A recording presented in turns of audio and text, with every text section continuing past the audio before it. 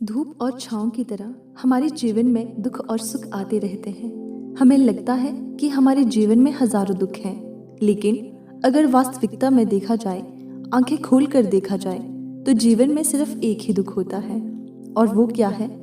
इस बौद्ध कहानी के माध्यम से हम समझ जाएंगे कि वो एकमात्र दुख क्या है और उसका समाधान क्या है। एक गांव में सबल नाम का एक आदमी रहता था। वो अपने जीवन से बहुत निराश था। उसकी निराशा का कारण ये था कि वो अभी तक कुछ भी नहीं करता था। उसके घर वाले उसे दूसरों का उदाहरण देकर ताने मारते थे और कहते थे कि वो सब तो कामयाब हो गए हैं, तू यहीं कहीं रह गया है। जब भी वो कहीं बाहर जाता तो लोग उससे पूछते कि तुम क्या कर रहे हो भाई, और उसे ये कहने में बहुत शर्म महसूस होती कि वो अभी भी कुछ नहीं कर रहा है, कुछ करने की कोशिश कर रहा है। धीरे धीरे उसने लोगों से मुंह छिपाना शुरू कर दिया। उसका दुख इतना बड़ा था कि उसको लगता था कि वो धरती पर एक बोझ है और उसके बस में कुछ भी नहीं है, कुछ कर ही नहीं सकता। तो जीकर क्या करेगा? उसे मर जाना चाहिए। वो अकेले में बैठकर रोता और भगवान को दोष देता। एक दिन उसने नगर में गुरु को देखा, जो दुख के ऊपर अपना प्रवचन दे रहे थे। गुरु कह रहे थे कि दुख एक गुरु की तरह होता है, जो आपको जीवन के बारे में समझाता है और आपको सही से जीने का तरीका बताता है। आप चाहे तो दुख रूप ही गुरु से अपना जीवन सीख सकते हैं, या दुख में डूबकर बैठे बैठे रो सकते हैं। सबल भी ये सब बातें सुन रहा था। जब उपदेश खत्म हुआ तो उसने गुरु से कहा, दुख कुछ सिखाकर नहीं जाता, बल्कि पीड़ा देकर जाता है। दुख की पीड़ा आनंद होती है। ऐसा लगता है कि इसके बाद कुछ नहीं मिलने वाला, कुछ नहीं होने वाला। मृत्यु किसके सामने कम लगती है? गुरु ने पूछा कि क्या दुख है तुम्हें? सबल अपनी सारी परेशानी गुरु को बता देता है और कहता है कि मेरे दुख का आपके पास कोई समाधान नहीं है। गुरु ने मुस्कुराकर कहा कि जब तुम्हारे जीवन में असली दुख आए तभी मेरे पास आना, मैं उसका समाधान अवश्य करूंगा। ये कहकर गुरु वहां से चले गए। सबल सोचता है कि क्या मेरा दुख असली नहीं है? जो मैं जी रहा हूँ वो दुख नहीं है? कोई भी मेरे दिल का दर्द नहीं समझता। अरे घर वाले नहीं समझते तो गुरु क्या समझेंगे? अपने दुख से परेशान होकर सबल ने एक निर्णय लिया कि वो कुछ करके दिखाएगा। उसने छोटा सा व्यापार शुरू किया। उसे उसके व्यापार में सफलता नहीं मिल रही थी और उसके घर वाले बहुत खुश थे कि वो कुछ तो प्रयास कर रहा है। धीरे धीरे उसे सफलता मिलने लगी और फिर उसने रफ्तार पकड़ ली और 2 सालों के भीतर बड़ा व्यापारी बन गया। अब उसके आसपास काफी लोग थे जो उसे पसंद करते थे, जो उसकी चिंता करते थे, उसके कार्यों की सराहना करते थे, प्रशंसा करते थे। उसके माता पिता भी अपने बेटे की प्रशंसा करते करते नहीं थकते थे। उसके मित्रों की संख्या दिन ब दिन बढ़ती जा रही थी और वो बहुत खुश था। फिर उसके कुछ दोस्तों ने उसको सलाह दी कि उसे अपना व्यापार और बड़ा करना चाहिए। जब वो बड़ा व्यापारी बनकर इतना खुश है तो सोचो, अगर तुम इस नगर के, इस राज्य के सबसे बड़े व्यापारी हो जाओगे तो कितना सुख होगा। तुम्हारे पास कितने लोग तुमसे जुड़ेंगे, कितना यश होगा तुम्हारा। स्वयं राजा भी तारीफ करेंगे और जरूरत पड़ने पर तुमसे ही धन उधार लेंगे। ये बात सबल के मन में बैठ गई और अब वो और ज्यादा मेहनत करने लगा। लेकिन ये सब कुछ उसे जल्दी चाहिए था, ज्यादा समय उसे बर्बाद नहीं करना था। इसलिए उसने कुछ ऐसे काम किए जो उचित नहीं थे। उसने बहुत बड़ी मात्रा में धन उधार ले लिया और वह यहीं पर नहीं रुका। ज्यादा मुनाफा कमाने के चक्कर में उसने अपनी माल की गुणवत्ता खराब कर दी। उसके मित्रों से जैसा कहते थे वो वैसा ही करता रहा। दूसरे व्यापारियों के खिलाफ षड्यंत्र रचने उसने शुरू कर दिए थे। अब उसके जीवन का सुकून कहीं चला गया था। उसे अब रातों में नींद नहीं आती थी। वो हमेशा कुछ उधेड़ बुन में लगा रहता था। सुख साधन की सारी वस्तुएं होने के बाद भी उसे किसी चीज में सुख नहीं मिल रहा था। एक दिन सबल अपने रथ में बैठकर एक मार्ग से जा रहा था। रास्ते में उसने उसी गुरु का आश्रम देखा। वो गुरु के पास पहुंचा और कहा, गुरुदेव, आपने कहा था कि असली दुख हो तो ही मेरे पास आना। मेरे जीवन में बहुत दुख है, मैं रात को सो भी नहीं पाता हूँ। सबल गुरु को अपनी सारी बात बताता है। गुरु ने कहा कि जब तुम पहली बार मिले थे तब भी तुम किसी दुख में थे। उस दुख से तुमने क्या सीखा? सबल ने कहा, मैंने सीखा कि केवल सोचने मात्र से कुछ नहीं होता। अपनी सोच को साकार करने के लिए कर्म करना पड़ता है, और केवल कर्म करने से कुछ नहीं होता। कर्म को अंतिम पड़ाव तक ले जाना आवश्यक होता है। चाहे रास्ते में कितनी भी बाधाएं आए, कितनी भी निराशा हो, चाहे ऐसा क्यों न लगे कि अब कुछ नहीं होगा, तब भी ये मानकर कि जो कार्य मैं कर रहा हूँ मैं इसमें सफल होकर ही रहूँगा। कर्म करना चाहिए। लोग केवल सफल आदमी को ही महत्व देते हैं, बाकी चाहे कोई कितना भी अच्छा क्यों ना हो, इस दुनिया के लिए वो बोझ ही कहलाता है। गुरु मुस्कुराए और कहा, जब तुम्हारे जीवन में असली दुख आए तब मेरे पास आना, मैं उसका समाधान अवश्य करूँगा। सबल फिर से आश्चर्यचकित हो गया कि ये दुख क्या असली दुख नहीं है, असली दुख क्या होता है, लेकिन उसने कुछ नहीं बोला। सबल ने गुरु को एक घड़ा भेंट किया जो सोने के सिक्कों से भरा था। घड़े को देखकर गुरु ने कहा कि इस घड़े को वहां उस पेड़ के नीचे गड्ढा खोदकर दबा दो, ये मेरे किसी काम का नहीं है। सबल ने भी ऐसा ही किया और वहां से चला गया। धीरे धीरे सबको व्यापार में घाटा होने लगा। उसकी धन संपदा धीरे धीरे घटने लगी और एक ऐसा समय आया जब उसके ऊपर बहुत कर्जा हो गया था, लेकिन वो निश्चिंत था क्योंकि कर्जा उसके मित्रों द्वारा ही उसे दिया गया था। वो सोचता था कि उसके मित्र उसके बुरे समय में उसका साथ देंगे, पर ऐसा कुछ नहीं हुआ। सबसे पहले उसके मित्रों ने अपना उधार धन उससे मांगना शुरू कर दिया। ना देने पर जान से मारने की धमकी तक दी। उसके शुभ चिंतक, उसके चाहने वाले सब उससे दूर होते चले गए। उसके पिता उसकी गलतियों को उसे गिनवाने लगे। सारी संपत्ति नीलाम हो गई। उसके पास कुछ नहीं बचा। वो सड़क पर आ गया। उसने अपने पिता से सहायता मांगी। पिता ने कहा कि मेरे पास तो ये थोड़ी सी संपत्ति है, अगर मैं तुम्हें ये दे दूं तो मैं तुम्हारी माँ को कहाँ रखूंगा। हमारा सहारा यही संपत्ति है। उसके जीवन में बहुत गहरा दुख था। उसके आसपास कोई भी ऐसा नहीं था जो उसे संभाल सके। इस धोखे की वजह से वो टूट गया था। लगता था कि जीने का कोई मतलब नहीं है, मृत्यु ही एकमात्र सहारा है। वो मरने के लिए एक नदी की तरफ जा ही रहा था, तभी रास्ते में उसे याद आया कि गुरु ने कहा था कि जब उसके जीवन में असली दुख आए तो उनके पास आना और वो उसके दुख का समाधान कर देंगे। सबल गुरु के पास गया और उसने गुरु की सारी बात बताई और कहा कि मेरे दुख का समाधान कीजिए गुरुदेव। गुरु ने कहा कि जब तुम्हारे जीवन में असली दुख आए तभी मेरे पास आना, मैं उसका समाधान अवश्य कर दूंगा। सबल ने कहा कि असली दुख क्या होता है? ये असली दुख गुरुदेव, क्या अब मेरे जीवन में जो घट रहा है वो दुख नहीं है? गुरु ने कहा कि पहले ये बताओ कि तुमने अपने दुख से क्या सीखा है। सबल ने कहा कि जो लोग तुम्हारे साथ हैं वो तुम्हें धोखा देंगे, क्योंकि तुम्हारे बुरे समय में वो तुम्हारा साथ नहीं देंगे।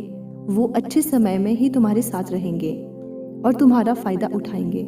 भरोसा केवल उन्हीं लोगों पर करना जो तुम्हारे बुरे समय में, असफलता के समय में तुम्हारे साथ खड़े रहे हों, और ऐसे लोग बहुत कम ही देखने को मिलते हैं। गुरुदेव जिन्हें मिलते हैं उन्हें हमेशा उनकी कद्र करनी चाहिए। कभी किसी के खिलाफ षड्यंत्र नहीं करना चाहिए। ईमानदारी और धैर्य के साथ काम करना चाहिए। लालच नहीं करना चाहिए। गुरु ने पेड़ के नीचे गड्ढा खोदकर घड़ा निकाला जिसमें सोने के सिक्के भरे थे और वो सबल को दे दिया और कहा कि जब असली दुख आए तभी मेरे पास आना। सबल को उस घड़े से थोड़ी उम्मीद मिली। उसने गुरु को प्रणाम किया और धन्यवाद किया और वह घड़ा लेकर वहां से चला गया। उस धन से उसने दोबारा व्यापार शुरू किया और अब वो छोटा सा व्यापारी बनकर भी खुश था। ईमानदारी से काम करते करते फिर से बड़ा व्यापारी बन गया। हालांकि इसमें उसे अब कुछ समय लगा, लेकिन खुश था। उसका जीवन खुशियों से भरा था। लेकिन आप कितना ही अच्छा काम करते हैं, दान करते हैं, पुण्य करते हैं, लोगों की मदद करते हैं, जीवन में दुख सबके आता है। तो सबल के जीवन में भी फिर से दुख आया। उसके माता पिता की मृत्यु हो गई। वो दोनों एक ही दिन मृत्यु को प्राप्त हो गए। सबल अपने माता पिता से बहुत प्रेम करता था, इसलिए उसे बहुत गहरा आघात लगा। वो उन्हें शमशान ले गया, वहां पर उनकी अंतिम क्रिया की। सबल ने जब उन्हें चिता में जलते हुए देखा तो उसका मन बेचैन हो उठा। उसके मन में हजारों लाखों सवाल खड़े हो गए। वो घर वापस आया तो उसने अपने माता पिता की संपत्ति को देखा, जिसके लिए वो हमेशा लड़ते रहते थे। आज वो लावारिस की तरह पड़ी थी। उसकी देख रेख करने वाला, उसे देखने वाला कोई नहीं था।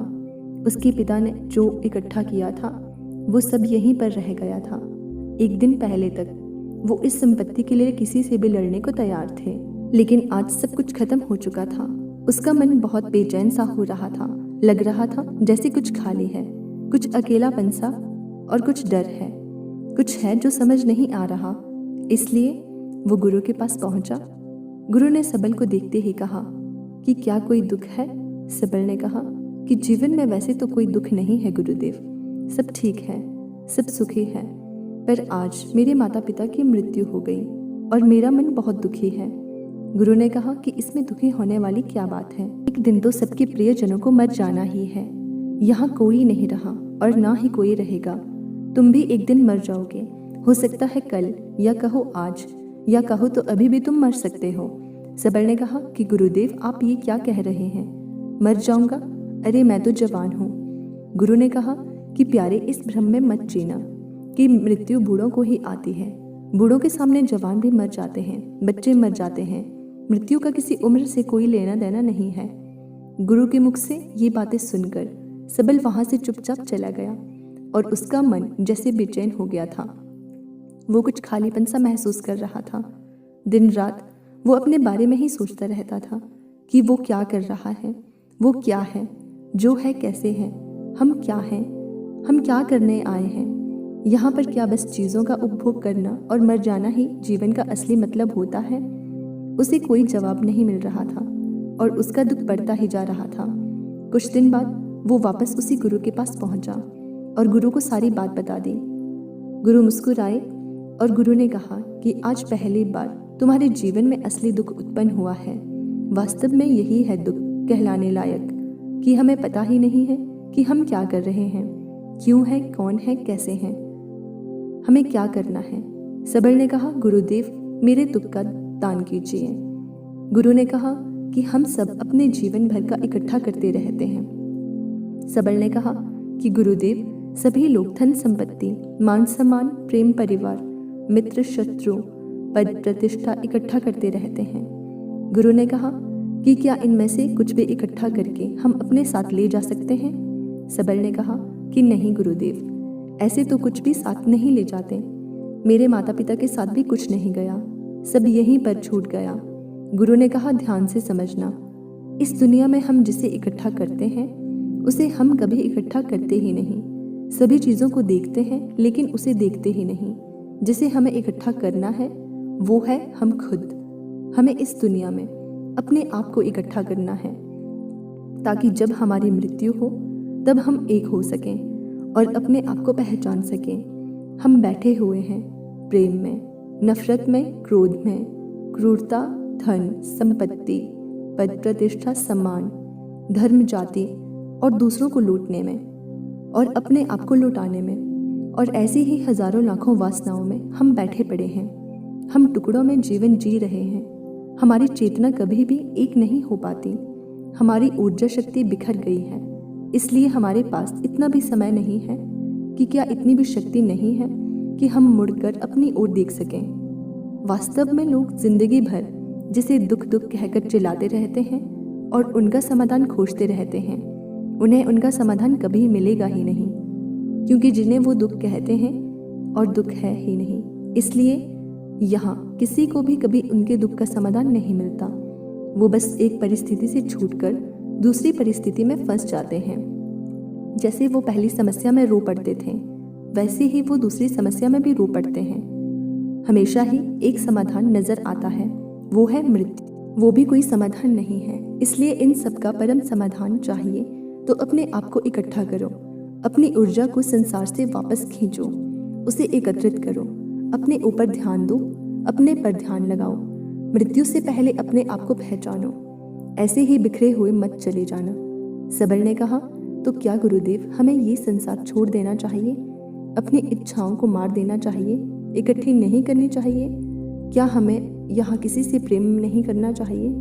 गुरु ने कहा तुमसे इच्छाएं, कामनाएं और वासना ऐसे ही निकलती है जैसे पहाड़ से कोई पत्थर गिर रहा हो, जिस पर पहाड़ का कोई नियंत्रण ही नहीं है सिवाय देखने के और परेशान होने के। जब तुम एकत्रित हो जाते हो तब जो भी तुम करते हो वह सब नियंत्रण में रहता है। तब इच्छाएं भी तुम्हारी इच्छा से निकलती हैं। सबर ने कहा, गुरुदेव, आपने मेरे सच्चे दुख का निवारण कर दिया है। आपका बहुत आभारी हूँ। अब मैं अपने आप को ही एकत्रित करूँगा। गुरुदेव, मानव शरीर में बहुत ऊर्जा है, बहुत शक्ति है, और वह बेकार ही चीज़ों में बैठकर रह गई है, व्यर्थ की चीज़ों में लगी रहती है। दोस्तों, अक्सर हम ऊपर वाले से सवाल करते हैं कि हमारे जीवन में इतने दुख क्यों हैं। हम सभी के मन में ये सवाल उठता है और इसका जवाब है कि वह परमात्मा हमें उस परम दुख तक ले जाना चाहता है, उस सबसे बड़े दुख तक ले जाना चाहता है जहाँ पर हमें पता चल सके कि इंसानी आत्मा का असली दुख क्या है। और वो दुख है अपने आप को ना पहचान पाना, अपनी शक्तियों को ना पहचान पाना, अपने आप को इकट्ठा ना कर पाना, अपने आप पर नियंत्रण ना कर पाना। हमारे जीवन में यही दुख होता है, लेकिन इस दुख को ना देखकर हम सभी प्रकार के दुख देखते हैं, लेकिन इस दुख पर हमारा कभी ध्यान ही नहीं जाता। और वास्तव में होना यह चाहिए कि जब हमारे जीवन में दुख आते हैं तो हमारी सोच वहाँ पर जानी चाहिए कि मैं क्यों हूँ, मैं क्या हूँ। और जब ये एकमात्र दुख आपके जीवन में आपको नजर आता है, तब आप ध्यान की तरफ बढ़ते हैं, तब आप अपने आप को खोजने की तरफ चले जाते हैं।